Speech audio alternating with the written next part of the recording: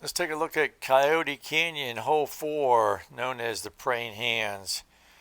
Now, I will admit I have never thrown anything on this hole other than the glide skip recoil uh, that comes with the tournament pack. And that's because, as far as I can remember, this was my very first ace in the game 2 years ago. Default aim, straight pullback. I didn't know what I was doing, got the ace, and I thought, well, this game's easy. Uh, and so I've used it ever since. I think it's perhaps about the it might be the only disc that is really get a good chance at acing this. And so I usually leave the aim right where it's at. Sometimes I'll drop it down a little bit, move it over, but default aim is fine. A little bit of hyzer because you want to hit this right side wall if anything. I'll explain that in a second. But this is usually an easy birdie, sometimes an ace run.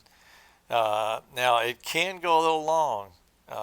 There's a bush back in the corner you just saw. We'll take another look at it.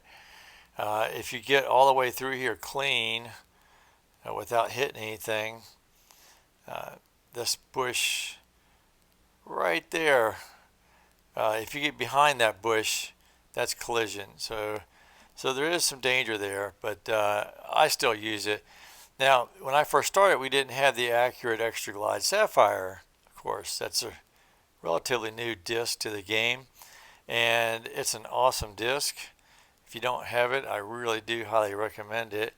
You can go on the same line basically with the sapphire, and it's going to do the same thing, but it's not going to go long.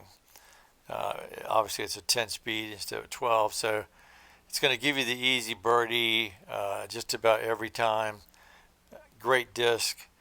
Now, the only time you're not going to get a birdie look is if you smack this left wall first.